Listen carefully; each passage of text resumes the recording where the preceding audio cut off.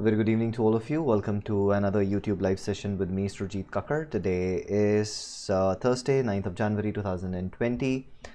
And before we move ahead, let's get done with the formalities. So make sure you people go through the disclosure.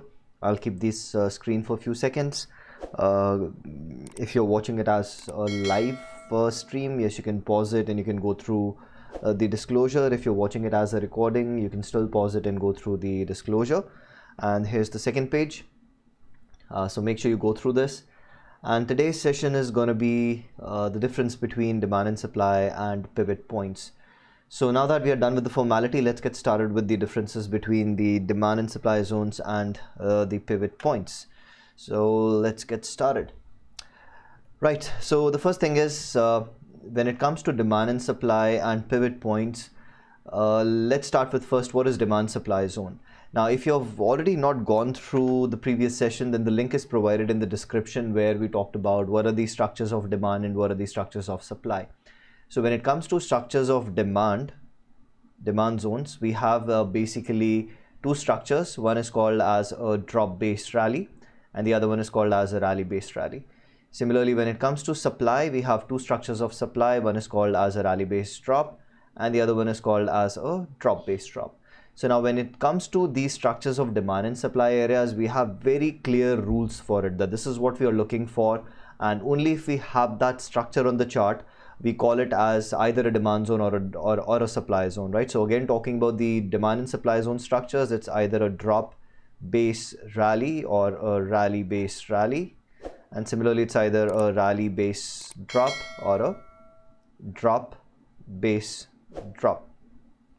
Drop base drop. Drop base drop. Perfect. So those are the structures of demand and supply zone. And like I said, if you have not been through the session where we discussed about what are the structures of demand and supply and why do we try to identify them, the logic behind them, then the link is provided in the description. You can later watch that specific session. Now, when it comes to pivot points, the first thing I'll talk about is there are basically two kinds of pivot points, and then we'll talk about what pivot point we are touching upon. So there are basically two kinds of pivot points. One is based on mathematical calculation and the other one is based on the flow of the price, where we try to identify the highs and the lows.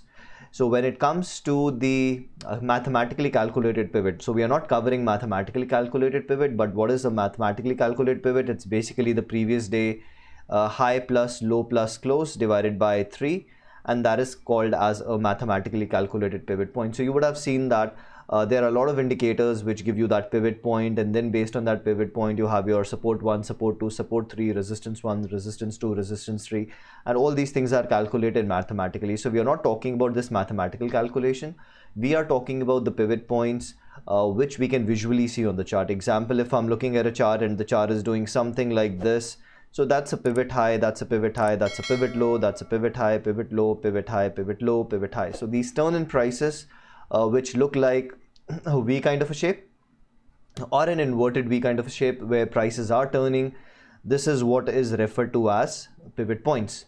So just give me a second, I'll show you on the charts as well. Just give me a second, let me bring that up for you.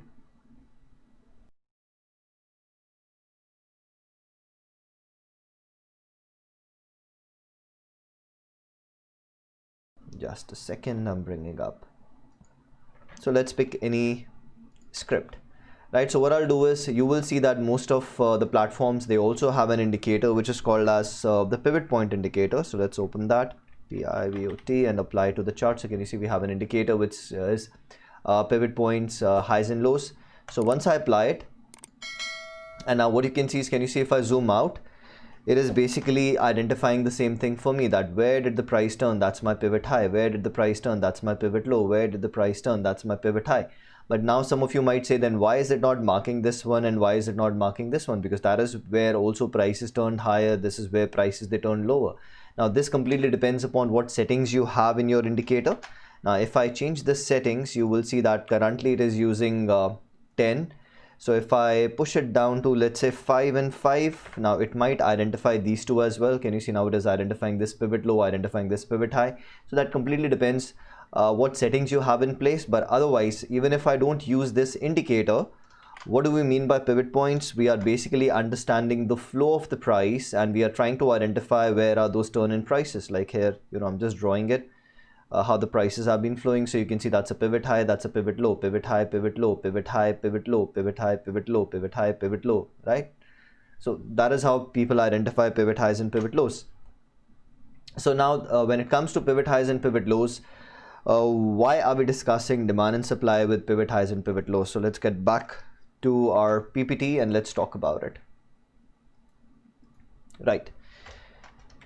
So the first thing I'll add here is that this is a very common, okay, I have a special request. All right, so what we'll do is let's get done with today's topic, and once we are done with that, then I'll definitely look into the questions which I'm getting in the Q&A tab. So what I do is I always start with the topic first, and at the end of the session we start getting into the Q&As.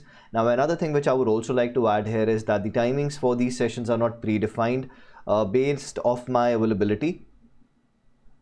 Whenever I'm available, about 10-15 minutes before that, I start the countdown timer, which will give you the notification. Now how can you get the notification? For that, you should be subscribed to my channel. So make sure if you're not subscribed, subscribe my channel, hit the bell icon and select the option which says all notifications. So you will get notified when I start with the countdown timer, which I generally do 10 to 15 minutes before the session starts. And that way you will get the notification that the session is about to start, and then you can join the session live. So yes, now coming back to what I was talking about, that this is a very common question which I get from people who start trading based on demand and supply. And that question is that what is happening very frequently is that I get stopped out, and after stopping me out, prices, they start going in my favor. Now this is something which I also got very recently in one of the YouTube session. If you watch some previous recordings, you will see one of the student was also asking the same question.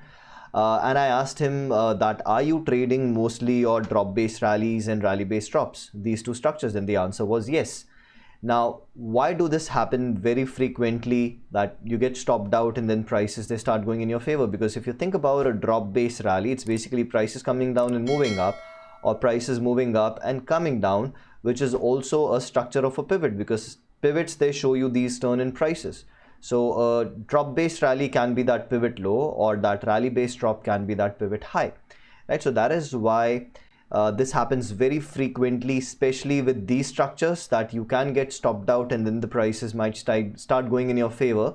And the reason was because probably you were not trading a zone, maybe you were trading a pivot point, right? Because these structures can also show us those pivot points on the chart. So now what I should be doing, or how can I differentiate between pivot points and zones? So the first thing is, like I said, for these drop based rallies and rally based drops, we have very concrete rules that these are the structures we are looking for.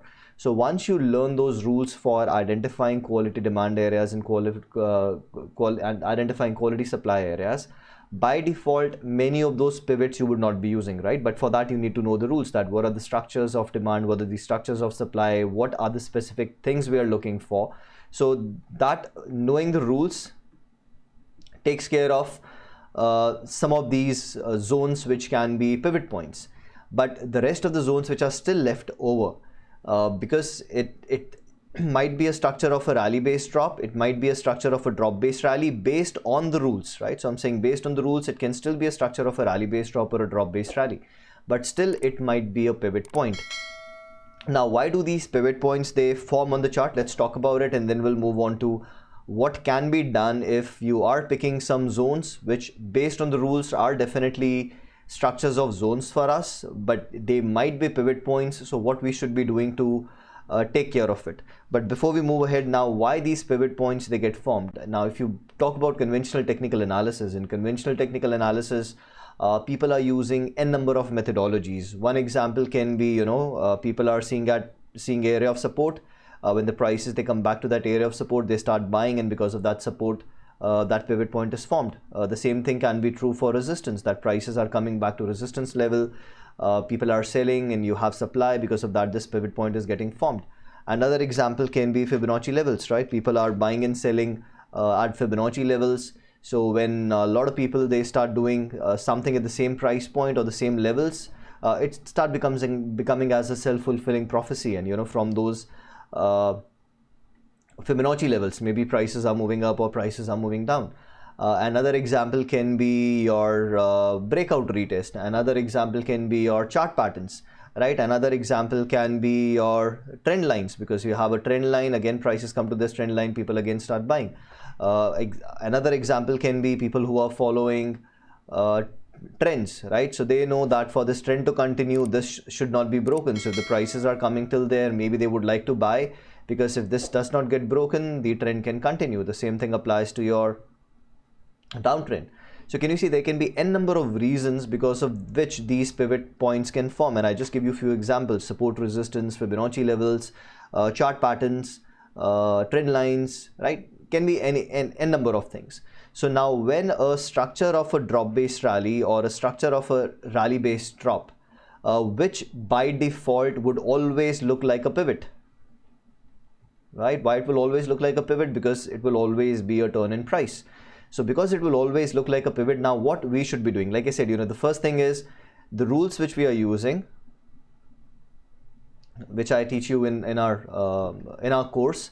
So yes, that rule will help you avoid some of these pivots, because now you have a defined structure. This is what you're looking for, and the pivots which will not match with that structure, by default you'll be skipping that. But now the zones which are matching with that structure, right? Now the zones which are matching with that structure and are definitely pivots, because they are showing us those turn in prices. What do we do in such case? So in such case, again we have rules. And now what are these rules? So because I understand that this is a structure which can be a pivot, so what I've done is I have created some rules, and you people can also do something. So we'll not be getting into the rules, but I'll give you a few examples which probably you can try to apply to your own trading based on whatever your trading background or your understanding of the trades are. So because you can now understand that a specific zone can be a zone and can be a pivot, so what we would like to do is we would like to add extra probability to those pivot points, right? Or to those zones. So we would like to add something positive to increase the probability, right? So that is what we cover in our POS and the POS Plus course, that what are the rules we apply. So I talk about those rules, but yes, if you have not done my course and you want to apply some rules by yourself, so you can have your own rules for it. Example, it can be that yes, if I am looking at a drop based rally, and which can be a pivot point, if I want to trade it, maybe I want to be in sync with the trend, that only if I'm in an uptrend I would like to trade that pivot, because I know if I'm in an uptrend, this higher low should not get violated for the continuation of the trend. If this higher low gets violated, then probably the trend is changing. So can you see one example how you are adding more probability to that pivot point by ensuring that you are in sync with the trend, right? Similarly, another example can be that, okay, if we have a pivot point, for me to trade that pivot point, probably it has to be a area of support, because if it is an area of support, again some probability is getting added to that specific zone. So can you see, I just give you two examples how you can add some extra probability. So the same thing we do in our POS and POS Plus course, where we talk about certain rules, that these are the rules we'll be using to add that extra probability. Now by adding that probability does not mean that a pivot is getting converted into a zone. A pivot would still be a pivot, it's just that we have added a little bit probability to it. Yes, that pivot is also a structure of either a drop based rally or a rally based drop. But what I've done is, by adding some rules, I am increasing the probability, I am adding more positive factor to that zone, and only then trading that zone.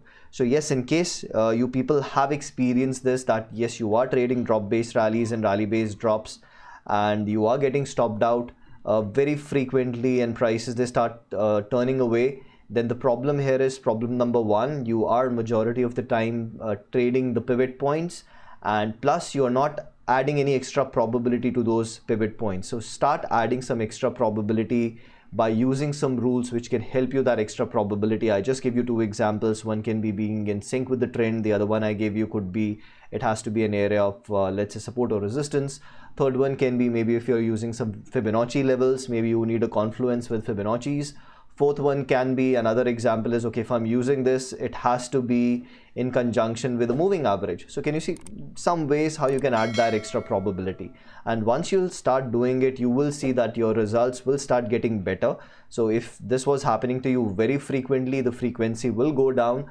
But yes, that is the only way you can take care of it, by having some rules which adds extra probability to those pivot points, right? So that is the topic which I wanted to cover today, which is pivot points and demand and supply. And we also talked about how you can some examples add some extra probability. So let's get into the messages which I'm getting in the chat box, and then we'll end the session. Let's see what we have here. Hello sir, one special request to you, please make a video on Ichimoku indicator, please. All right, so Kabir, I'll request you if you can also put it, in fact, I have my notepad today, so let me note it down. So you need a session on Ichimoku indicator. Now the fact is I've never used this indicator, so I'll definitely first look into it, what this Ichimoku, I guess it's called as Ichimoku Cloud. I'll look into it, and yes, probably if I feel this is something which probably we can look into, I'll definitely take a session. But I've just noted it down because the fact is I've never used it. So since I've never used it, first I need to have a good enough understanding of it, probably then I can help you with it, right? So since I've not used it, first I'll try to see what this is, and then maybe we'll move to the next step where yes, I might take a session on this. Right. As there is very less study material available about Ichimoku, I know your video on Ichimoku will give you perfect information about this indicator, so it's a very special request. So I've already noted down, Kabir. I'll definitely try to do a session on it sometime down the line, right? When do we trade drop based rallies or rally based drop? So Yogesh, when do we trade drop based rallies or rally based drop?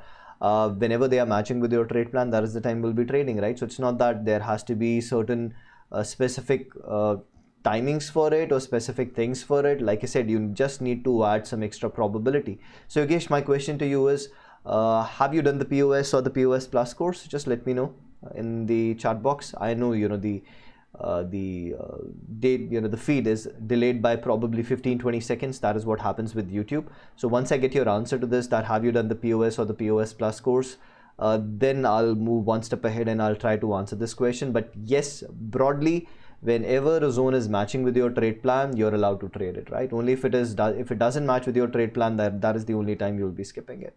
Good evening, sir. Learning lots from you. Thanks for wonderful videos. It enhances learning. All right, thank you, Monica. Pivot can be called as tested zones. So no, pivots cannot be called as tested zones, but pivots can be something which we call as non-authentic zones, right? So I'll not call it as tested zones. They can be non-authentic zones.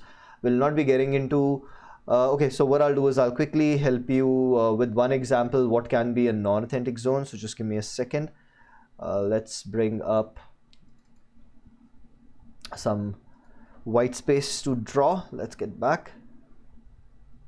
So example, can you see, maybe we have a rally based rally, right? So what are we anticipating? Prices, they come back to the zone, test that zone and start moving up. So if you're calling it as a tested zone, this is not a tested zone, because as a drop based rally, prices have not yet come back to the zone. So if the prices, they come back, now it will be a tested zone. So in this case, this is a fresh zone, but because it was formed due to the test of a previous zone, this is called as non-authentic zone, right? So it's not called as tested, it is called as non-authentic. When the prices have come to the zone and reacted, this is called as tested. So probably you might be talking about this, that a zone was formed because of a previous zone. That is called as a non-authentic zone, not a tested zone, right? So let's get back. So this question was from tested zone, Ajay. So Ajay, probably, I guess you might be clear with this now. So do we need to learn so much different topics apart from demand and supply? So Monica, everything is part of demand and supply. So it's not that you have to learn so many things.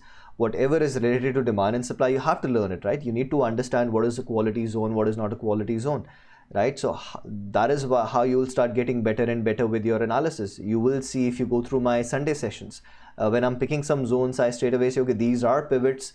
They are not very high probability opportunities unless and until they qualify based on our rules.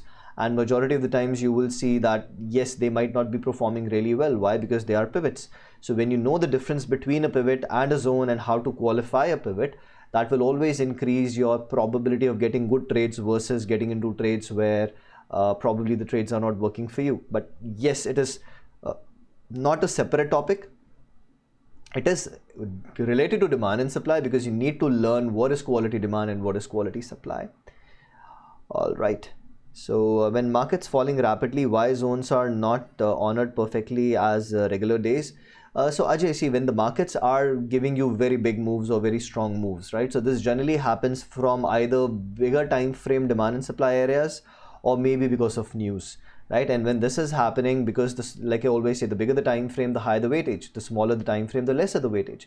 So when those big moves are happening, the zones on the smaller time frames can easily get violated. But if you look at some bigger time frames, you will see those zones, they still hold. So it's because maybe the prices are hitting a higher time frame supply and now dropping like crazy. The smaller time frame demands will not be having enough strength to hold that move, right? So that is why it happens. All right, so Yogesh is saying OTA. All right, so Yogesh, if you have done the OTA course, so your question was when to trade, right? So probably they would be telling you, I'm just making a guess, maybe certain locations, that these are the locations where you can look at certain kind of a pattern, and these are the locations where you can look at certain kind of a pattern. So again, why are we choosing locations? Because by choosing locations, we are again trying to add extra probability that if I'm using this zone, probably if I'm in a specific location, that will add more probability to that trade. So can you see, that's just an example. So it's not that location is the only way you can add probability. There are n number of ways how you can add that probability. So whatever you feel is something which is in sync with your personality style and is let's say based on your back testing or based on your trade log has been working majority of the times for you, that is what you can put as the rule for you, right? So that could be one example. So you're too good. All right, thank you. Can we trade at pivot points? So Kedar, absolutely we can trade at pivot points, provided we have qualified them as or trading opportunities for us based on our rules, right? Not blindly. Just because it is a pivot does not mean we will be trading it, even though it might be a drop based rally or a rally based drop. We will add extra probability first by applying the rules, and if it qualifies based on those rules, absolutely yes, we can trade them. All right, this is my first seminar. Please clarify, can we use demand and supply zones on 15 minutes candle? Absolutely, Suraj. You can apply it to any time frame, be that 5 minutes, be that 1 minute, be that 3 minute, be that daily 60. It is a universal strategy, can be applied across the board, any time frame you want to trade, no restrictions to the time frame. Drop based rally, rally based drop, which is a good okay, drop based rally or rally based rally, which is a good for demand. So again, Ajay, we are not giving any one of them any extra weightage because I have given you the negative points about a drop based rally. Similarly, there are also some negative aspects about rally based rallies and drop based drops. So it's not that because a rally based rally cannot be a pivot or a drop based drop cannot be a pivot, they don't have any negative aspects about them. They also have their own negative aspects, right? So that is why we are not giving any one of them any extra weightage. We have to ensure they match with your trade plan, right? So if they match with your trade plan, doesn't matter whether it is a drop based rally or a rally based rally, or whether it is a rally based drop or a drop based drop. SEBI new rules affect karenge. So again, Nikhil, SEBI new rules kya hoga? The maximum it will happen is maybe the liquidity will go down.